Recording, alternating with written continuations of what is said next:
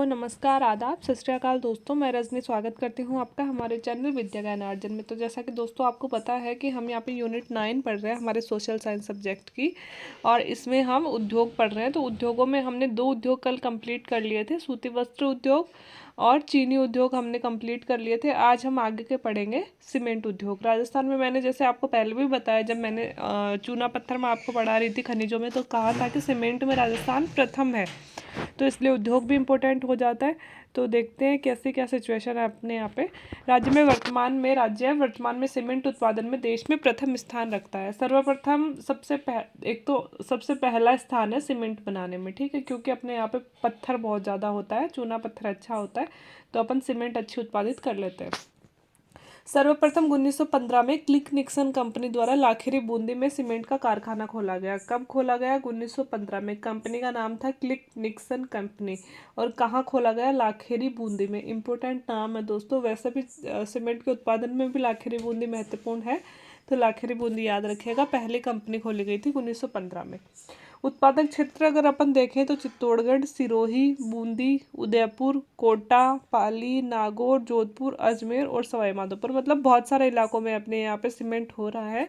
तो ऐसे कोई नाम तो आपसे नहीं पूछा जाएगा किसी भी जिले का, बस जानकारी के लिए देख लीजिएगा। वर्तमान में राज्य में लगभग 15 सीमेंट कारखाने हैं, ठीक है।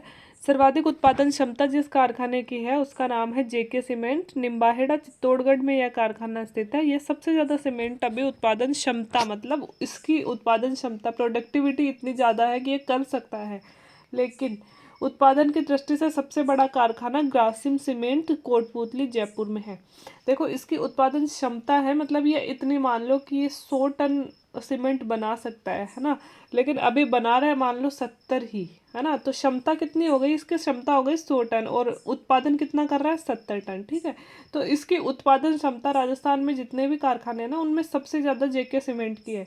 लेकिन जो अभी वर्तमान में सबसे ज़्यादा उत्पादन कर रहा है वो कौन सा है? ग्रासिम सीमेंट्स कोटपूतली जयपुर में स्थित है। ग्रासिम सीमेंट नाम से ये कारखाना सबसे ज़्यादा उत्पादित अभी कर रहा है। और सबसे कम उत्पादन क्षमता का अगर कोई कारखाना माने तो वो है कोटा में श्रीराम सीमेंट कारखाना, वो सबसे कम उत्पादित कर रहा है। बहुत ज़्यादा क्वेश्चन बनने की संभावना नहीं है दोस्तों। वैसे कोई ज़्यादा ही अजीब क्वेश्चन बना दे तो ही आ सकता है, बाकी इतना नहीं पूछता जाता है। ऐसे क्वेश्चन नहीं होते कि कहाँ सबसे ज़्यादा हो रही है। लेकिन अपने यहाँ पे उद्योग लिखे हुए हैं, तो फैक्चुअल चीज़ों में से अब मैं और तो क्या पढ़ाती इससे ज़्यादा, कि भाई कहाँ उत्पादित होती है, कैसे उत्पादित होती है और कौन कौन सी फैक्ट्रियाँ, यही पढ़ा सकते हैं ज़्यादा से ज़्यादा। इसलिए अपन को देखना पड़ रहा है, देख लीजिएगा, बहुत रटने की ज़रूरत नहीं है।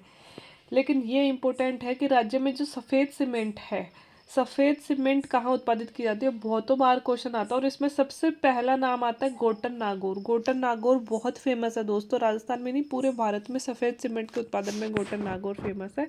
इसके अलावा मुंडिया नागौर और खारिया खंगार जोधपुर में भी सफ़ेद सीमेंट बनाई जाती है। तो गोटन नागौर में बनाई जाती है सफ़ेद सीमेंट, फिर मुंडवा नागौर में बनाई जाती है, और फिर खरिया खंगार जोधपुर में सफ़ेद सीमेंट बनाई जाती है। मिनी सीमेंट के अगर कारखाने देखें, कि जो 15 कारखाने अपन ने पढ़े हैं ना, ये तो बड़े, बहुत बड़े लेवल के कारखाने हैं, है ना। तो इनमें ही सबसे बड़ा और सबसे छोटा जैसे श्रीराम है, सबसे बड़ा जैसे ग्रासिम है ना।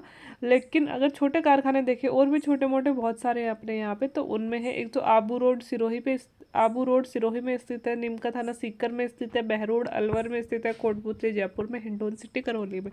ये मान के चलिए कि अपने राजस्थान में हर जगह सीमेंट होती है।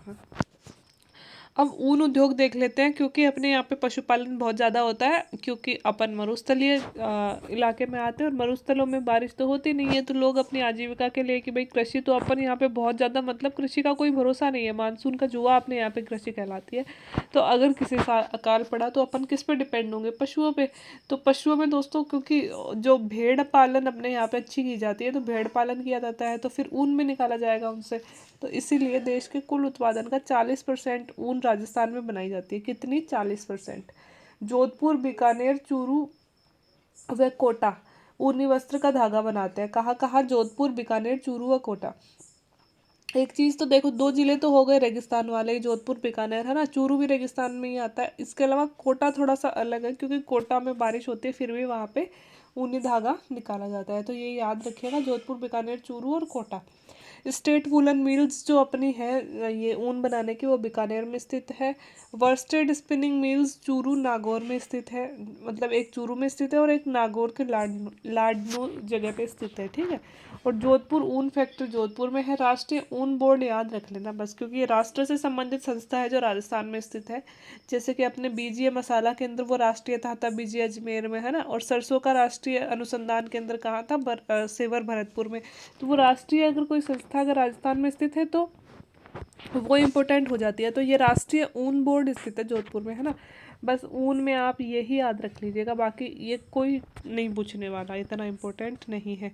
इसके बाद में यहाँ पे है ये सीसा उद्योग है दोस्तों, ग्लास इंडस्ट्री, है ना। गलती से ऊन उद्योग लिख दिया, क्या है, सीसा उद्योग, ठीक है। तो सीसा उद्योग दोस्तों, सीसा उद्योग के 2-3 कारखाने अपने यहाँ पे हैं, इसलिए थोड़े से बड़े लेवल पे आ जाता है, इसलिए सीसा उद्योग भी थोड़ा बड़ा ही माना जाएगा। धौलपुर ग्लास वर्क्स कारखाना एक धौलपुर में है, मतलब नाम ही धौलपुर से है तो धौलपुर में ही होगा, लेकिन ये निजी क्षेत्र का कारखाना है, गवर्नमेंट का नहीं है।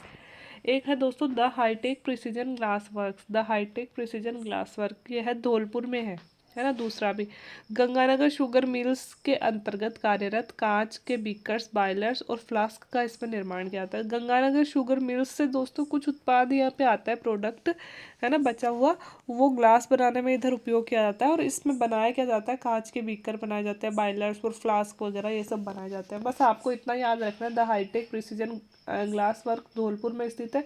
और बाय द वे अगर क्वेश्चन बन जाए कि गंगानगर शुगर मिल्स के उत्पादों पर कौन सा ग्लास का कारखाना चलता है, तो ये है the hitech precision glass works. और एक नई फैक्ट्री अभी ग्लास निर्माण के लिए खुली है, सेंट गोबेन ग्लास फैक्ट्री, वो है कहरानी भीलवाड़ा में, है ना।